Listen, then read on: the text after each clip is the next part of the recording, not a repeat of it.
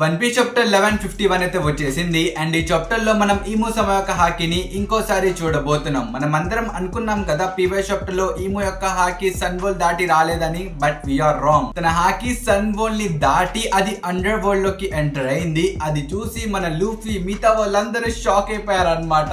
ఈ చాప్టర్ లో మనం వాళ్ళ యొక్క రియాక్షన్ ని కూడా చూసుకోబోతున్నాం. అలాగే మన కిలింగం యొక్క కొత్త లుక్ ని కూడా మనకి రివీల్ చేశారు. And I like this guys. నాకైతే ఆ లుక్ చాలా అంటే చాలా బాగా నచ్చింది. సో ఈ లుక్ మీకు ఎలా అనిపించిందో కామెంట్స్ లో చెప్పండి. సో ఇంకేం తెచ్చుకున్నారు వీడియో. కానీ అంతకన్నా ముందు మీరు మన ఛానల్ ని ఇప్పటివరకు సబ్స్క్రైబ్ చేసుకోకపోతే గైస్ వెంటనే వెళ్ళి సబ్స్క్రైబ్ చేసేయండి. ఒకవేళ ఆల్రెడీ సబ్స్క్రైబ్ చేస్తుంటే అదిగాతో ఇంకేం తెచ్చుకుంటా let's video. One Piece chapter 1151 యొక్క పేరు వచ్చేసి that's enough I got this. ఈ డైలాగ్ ని చెప్పేది ఇంకెవరో కాదు, మన మంకీ డి లూఫీ. అండ్ ఈ చాప్టర్ యొక్క కవర్ పెనల్ లో మీరు చూసుకోవచ్చు మన యమాటో ఇక్కడ సుమో రెస్లింగ్ చేస్తుంది. అది చూసి ఎంకల్ ఉన్న ప్రతి ఒక్కరు మన యమాటోకి చేరప్ చేస్తూ ఉంటారు. ఇంకింతటితో ఈ కవర్ స్టోరీ అయితే అయిపోయింది. అండ్ ఈ చాప్టర్ స్టార్ట్ అయింది ఒక జైంట్ నుంచి. ఇక్కడ మనోడు బ్రాగీతో మాట్లాడుతూ ఉంటాడు. ఇక్కడ తను చెప్తాడు, ప్లీజ్ మీరందరూ స్పృహలోకి రండి. పైగా మీ అందరికి తెలిసిందే కదా, మనం చిన్నప్పటి నుంచే ఎల్డర్ జనుత్ ని చూస్తూ పెరిగాం. అలాంటిది ఇప్పుడు మీరు తన్ని చంపాలని చూస్తున్నారు. ఇలా చేయమాకండి. He is the living legend. తను ఎన్నో సంవత్సరాల నుంచి బ్రతుకున్నాడు. హీ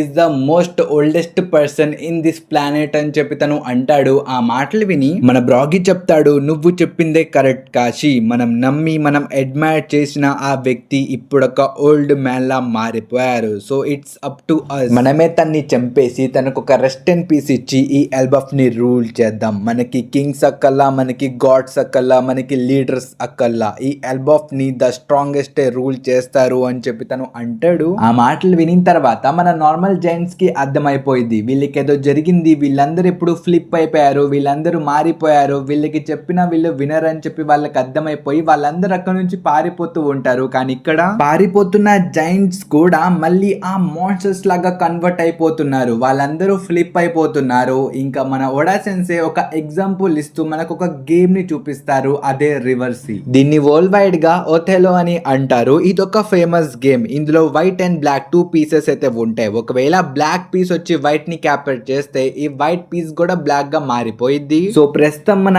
ఈము సమా కూడా ఇదే చేస్తున్నారు అన్నమాట. అంటే ఎల్బఫ్ అనే ఒక బోర్డ్ లో పీసెస్ మొత్తాన్ని తన టీమ్ లో కేసేసుకుంటున్నాడు. అండ్ స్పెషల్లీ ఆ ఒథెలో గేమ్ యొక్క కాన్సెప్ట్ కూడా ఇదే. అపోనెంట్స్ యొక్క పీసెస్ ని క్యాప్చర్ చేసి వాళ్ళ టీమ్ లో వేసేసుకోవడం. మనం ఈ ప్యానెల్ లో కూడా చూసుకోవచ్చు మన ఈము సమా మెల్లిమెల్లిగా ఒక్కొక్క జైంట్ ని కన్వర్ట్ చేసుకుంటూ వెళ్ళిపోతుంది. ఇంకా దీని తర్వాత సీన్ షిఫ్ట్ చేసి మనకు ఆ పిల్లల దగ్గరికి తీసుకుని వెళ్తారు. ప్రస్తుతం ఈ పిల్లలు కూడా ఇప్పుడు నిద్రలో ఉన్నారు. ఐ థింక్ మీ అందరికి గుర్తుండిద్ది మన ఈము సమా తన కాంక్రీట్ సాకిని ఉపయోగించింది కదా ప్రీవియస్ చాప్టర్ లో. సో దానికి రిజల్ట్ ఇదే. వీళ్ళు మళ్ళీ నిద్రలోకి వెళ్ళిపోయారు. ఇది చూసి మన కిలింగం దీన్ని ఒక ఆపర్చునిటీలా తీసుకొని మళ్ళీ ఆ డ్రీమ్ మాన్స్టర్స్ ని క్రియేట్ చేస్తాడు. ఇక్కడ తను లిటరల్లీ చెప్తాడు, యు హ్యావ్ నో డెత్. మీకు వీక్నెస్ లేదు. మీరు ఎన్నిసార్లు పడినా మీరు లెగవగలరు. సో మీ యొక్క ర్యాంపేజ్ ని మీరు కంటిన్యూ చేయండి అని చెప్పి తను అంటాడు. ఇంకిక్కడే మన కిలింగం యొక్క ఫుల్ లుక్ ని రివీల్ చేస్తారు. బ్రో ఈ లుక్ అయితే చాలా క్రేజీగా ఉంది. నాకైతే చాలా బాగా నచ్చింది బ్రో. తన హెయిర్ అయినా, కళ్ళైనా, ఆ స్మైల్ అయినా బ్రో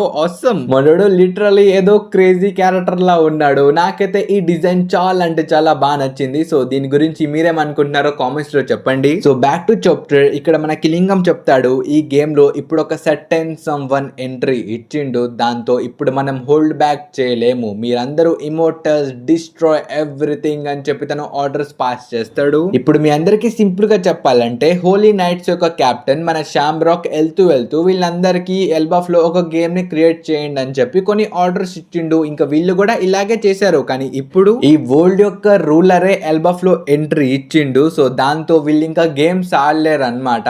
అందుకనే ఇప్పుడు మనం హోల్డ్ బ్యాక్ చేయకూడదు, మొత్తం డిస్ట్రాయ్ చేయండి అని చెప్పి మన కిలింగం అంటుండు. ఇంకా దీని తర్వాత సీన్ షిఫ్ట్ చేసి మనకి మన స్ట్రా హెడ్స్ దగ్గరికి తీసుకుని వెళ్తారు. ఇక్కడ మన నామి, జింబే, ఊసప్ ని మనం చూసుకోవచ్చు. ఇక్కడ మన నామి చెప్పిద్ది, నాకేలా అనిపిస్తుందా లేకపోతే అక్కడ మాన్స్టర్స్ ఇంకా పెరిగిపోయాయా అని చెప్పి తను అనిద్ది. అండ్ పక్క నుంచి మన జింబే చెప్తాడు, ఇప్పుడు సిచ్యువేషన్ మన చేతుల నుంచి జారిపోయింది. It's too much to handle అని చెప్పి తను అంటాడు. ఇంకిది మొత్తం చూసి మన ఊసప్ మాత్రం ఏడుస్తూనే ఉంటాడు. తను చెప్తాడు, మాస్టర్ డారీ, మాస్టర్ బ్రాగీ, మీరు ఇలా చేయకూడదు. మీరు మీ ఫ్రెండ్స్ మీదే అటాక్ చేస్తున్నారు. మీరు ఇలా కంట్రోల్ ని ఎలా పోగొట్టుకున్నారు? This is your home. Why you guys are destroying your own home అని చెప్పి తను గట్టిగా అరుస్తూ ఉంటాడు. కానీ ఇది మొత్తం చూసి నాకైతే ఒక విషయం అర్థమైపోయింది. ఇక్కడ మన ఊసప్, నామి, జింబే వీళ్ళందరినీ కాపాడడానికి మన మిగతా స్ట్రా హెడ్స్ రావాల్సిందే. ఇక్కడ వీళ్ళేం చేయలేరు గైస్, ఇది మాత్రం నాకు అర్థమైపోయింది. ఇంకా దీని తర్వాత సీన్ షిఫ్ట్ చేసి ఎల్బఫ్ యొక్క మదర్స్ దగ్గరికి తీసుకుని వెళ్తారు. ఇక్కడ వాళ్ళ చిల్డ్రన్స్ ని కాపాడుకోవడానికి డైరెక్ట్ గా మదర్సే వచ్చేసారు అనమాట. కానీ ఇక్కడికి వచ్చిన తర్వాత కూడా వాళ్ళు ఏం చేయలేకపోతున్నారు. ఎందుకంటే మన థామస్ యొక్క ఇన్విజిబుల్ థోన్స్ ఇంకా అక్కడే ఉన్నాయి. దానికి పైగా అక్కడున్న డ్రీమ్ మాన్స్టర్స్ కూడా ఆ పిల్లల్ని గార్డ్ చేస్తూ ఉంటారు. ఇది మొత్తం చూసి ఇక్కడున్న మదర్స్ కూడా ఆగిపోతారు. కానీ వాళ్ళు ఇంకా గివ్ అప్ మాత్రం చేయరు. ఇంకా దీని తర్వాత సీన్ షిఫ్ట్ చేసి మన సోమర్స్ దగ్గరికి తీసుకుని వెళ్తారు. ప్రస్తుతం తను ఈముకి చెప్తాడు, my lord how far we're going to take this అని చెప్పి తను అంటాడు. ఇంకా రెండో వైపు మనకి లింగం చెప్తాడు, ప్రస్తుతం ఎల్బఫ్ లో ఉన్న ఈ బోట్ పీసెస్ అన్ని మన కలర్ లోనే ఉన్నాయి మై లార్డ్ అని చెప్పి తను అంటాడు. అంటే మెల్లిమెల్లిగా ఆ జైంట్స్ అందరూ మన టీమ్ లోకి వచ్చేస్తున్నారు అని చెప్పి ఇక్కడ మనకి లింగం అంటుండు. బట్ మన ఇముసమ చెప్తాడు, ఎప్పటి వరకు ఇవన్నీ ఇరిగిపోవో అప్పటి వరకు మీరన్ని డిస్ట్రాయ్ చేస్తూనే ఉండాలి అని చెప్పి తను అంటాడు. ఆ మాట వినిన తర్వాత మన బ్రాగీకి అర్థం కాదు. తను చెప్తాడు, ఏది ఇరిగిపోయేంత వరకు అని చెప్పి తను అడుగుతాడు. ఇంకా మన ఇమో చెప్తాడు, ద స్పిరిట్ ఆఫ్ ఎల్బఫ్. ఇప్పుడు మీకు సింపుల్ గా చెప్పాలంటే మన ఇమోసమ ఎల్బఫ్ లో ఉన్న పీపుల్స్ యొక్క విల్ ని డిస్ట్రాయ్ చేద్దామని అనుకుంటుండు. ఎందుకంటే ఎల్బఫ్ లో ఉన్న ప్రజలకి ఒక విల్ లేకపోతే, ఒక హోప్ లేకపోతే వాళ్ళందరూ అలాగే ఉంటారు. మన ఇమో చెప్పిందే వింటారు. ఆఖరికి మన లూఫీ వచ్చి తన డ్రమ్స్ ఆఫ్ లిబరేషన్ ని వినిపించినా వాళ్ళు ఎక్కడికి వెళ్ళకూడదు, వాళ్ళ జుట్టు నా చేతుల్లోనే ఉండాలని చెప్పి మన ఈము ఇక్కడ ప్లాన్ చేస్తుండు. అండ్ స్పెషల్లీ ఇక్కడ మన ఈము మెన్షన్ చేస్తాడు,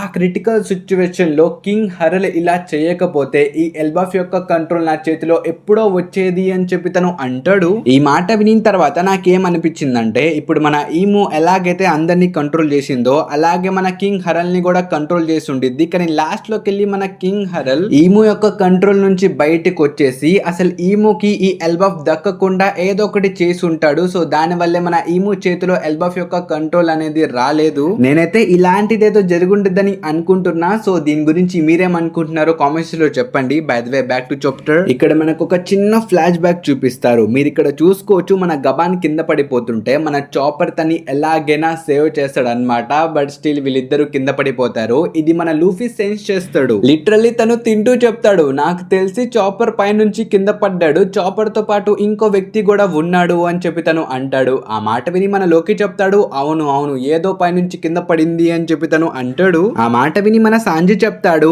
వాళ్ళు పైనుంచి కింద పడ్డారంటే పైన ఏదో జరుగుతుందేమో అని చెప్పి తను అంటాడు. అది విని మన జోరో చెప్తాడు, అది మొత్తం పక్కన పెట్టు, ఫస్ట్ మనం వెళ్ళి చాపర్ ని కలవాలి అని చెప్పి వీళ్ళు ముగ్గురు మాట్లాడుకుంటారు. ఇంకా వీళ్ళు ముగ్గురు చాపర్ దగ్గరికి వెళ్తారు. కానీ ఇక్కడ చూసుకుంటే మన లూఫీ వాళ్ళు అలా వెళ్ళారో లేదో అప్పుడే మన లోకికి ఒక కాల్ వచ్చింది అనమాట.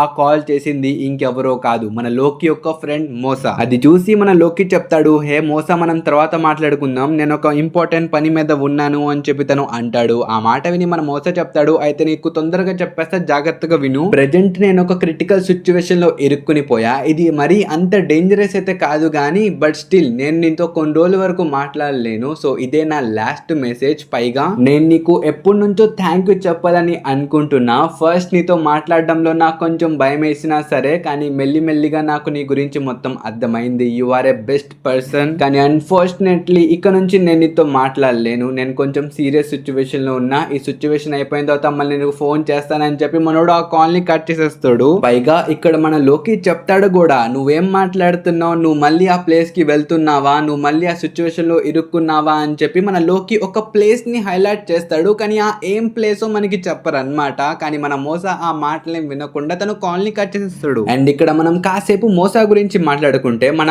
ఓడా సెన్సే అసలు ఎవరిని అంత ఈజీగా స్టోరీలో ఇంక్లూడ్ చేయరు. అలాంటిది ఒక చిన్న అసలు గుడ్ బై మెసేజ్ చెప్పడానికి ఈ మోసా క్యారెక్టర్ ని ఇంక్లూడ్ చేశారంటే ఇది డెఫినెట్లీ ఒక ఇంపార్టెంట్ క్యారెక్టర్ అయి ఉండిద్ది. సో దీని గురించి మీరేమనుకుంటున్నారో కామెంట్స్ లో చెప్పండి. బై ద వే మన లోకి అలా మాట్లాడడం చూసి మన గట్ కూడా షాక్ అయిపోయేది. తను అనుకునిద్ది, బాబాయ్ వీడు అండర్ వరల్డ్ లో కూడా ఫ్రెండ్స్ ని సంపాదించుకున్నాడా అని చెప్పి తను అనిద్ది. ఆ మాట విని మన లోకి చెప్తాడు, ఈ విషయం ఎవరికైనా చెప్పావా, నువ్వు నా చేతిలో అయిపోతావు అని చెప్పి తను అంటాడు. కానీ అప్పుడే మన లూఫీ వాళ్ళు గబాన్ని ఇంకా చాపర్ ని తీసుకుని వస్తారు. ఇక్కడ మన చాపర్ మాత్రం బానే ఉంటాడు కానీ మన గబాన్ మాత్రమే కొంచెం క్రిటికల్ సిచ్యువేషన్ లో ఉంటాడు. కానీ మన లూఫీ చెప్తాడు, మేబీ ఈ ముస్లైనా ఇక్కడ ఫేమస్ అనుకుంటా, తిన్ని కాపాడి నువ్వు మంచి పని చేసేవరా చాపర్ అని చెప్పి తను చాపర్ ని పొగుడుతూ ఉంటాడు. ఇంకప్పుడే ఎంక నుంచి మన హజరుద్దీన్ చెప్తాడు, ఈ ముస్లైనా ఎవరో కాదు, Gol D Roger Roger king of pirates యొక్క క్రూ మెంబర్ అని చెప్పి తను అంటాడు. అంతే మన లూఫీ కోమా మనోడు షాక్ అయిపోతాడు అనమాట. తను చెప్తాడు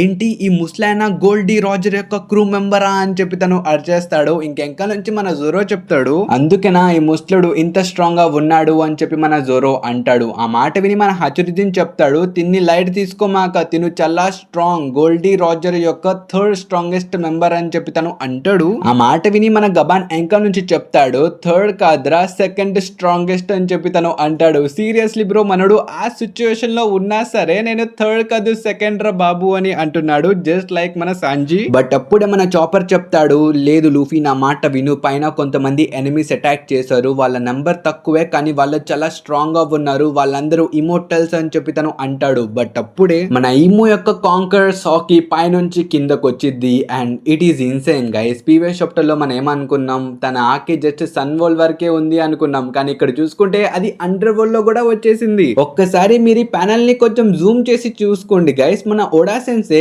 ఈ హాకి యొక్క లైన్ ని చాలా థిక్ గా గీశారు దాని అర్థం ఇది చాలా పవర్ఫుల్ అని. లిటరల్లీ ఆ హాకీని ఫీల్ చేసిన తర్వాత మన గబాన్ కూడా షాక్ అయిపోతాడు. తను చెప్తాడు ఈ హాకీనా అని చెప్పి తను అంటాడు. తన రియాక్షన్ ని బట్టి నాకైతే అర్థమైపోయింది మనోడు ఆ హాకీని ముందే చూశాడు అంటే ఇంతకు ముందే తనకి ఎక్స్పీరియన్స్ ఉంది. మేబీ పాస్ట్ లో మన ఈమోతో ఫైట్ చేశాడేమో కానీ ఇక్కడ మన జోరో కూడా కంగారు పడిపోతాడు. ఇక్కడ మన లూఫీ చెప్తాడు చాలు చాపర్ ఇంకేం చెప్పమాక నాకు అర్థమైపోయింది అని చెప్పి తను అంటాడు. ఇక్కడ మన హచురుద్దీన్ కూడా కంగారు పడిపోతాడు కానీ లోకి మాత్రం నవ్వుతూ ఉంటాడు గైస్. తనకి టెన్షన్ లేదు. తను చెప్తాడు బహుశా నా పవర్స్ ఇప్పుడు మీకు ఉపయోగపడతాయేమో నన్ను విడిపించండ్రా బాబు అని చెప్పి తను గట్టిగా నవ్వుతూ ఉంటాడు. ఇంకింతటితో ఈ చాప్టర్ అయితే అయిపోయింది. సో ఈ చాప్టర్ మీకు ఎలా అనిపించిందో కామెంట్స్ లో చెప్పండి గైస్. ఇంక ఈ చాప్టర్ మీద మాట్లాడాల్సింది చాలా ఉంది కానీ ఇవాళ ఫెస్టివల్ సో కొంచెం పనులు ఉన్నాయి నేను తొందరగా వెళ్ళాల్సి వస్తుంది. అండ్ నెక్స్ట్ వీక్ బ్రేక్ ఉందో లేదో మనకి తెలియదు. ఒకవేళ బ్రేక్ ఉంటే కనుక నేను ఇన్స్టాగ్రామ్ బ్రాడ్కాస్ట్ లో మీ అందరికి ఇన్ఫార్మ్ చేస్తా. సో ఎవరైనా ఫాలో అయిపోతే అక్కడికి వెళ్ళి ఫాలో అయిపోండి. ఇంకైతే ఇంతవరకే. ఒకవేళ ఈ వీడియో ఇక్కడ వరకు చూస్తుంటే ఈ వీడియోకి ఒక లైక్ ఇవ్వడం మర్చిపోమాకండి. ఇంకా మనం కద్దాం నెక్స్ట్ వీడియోలో. Until then bye by.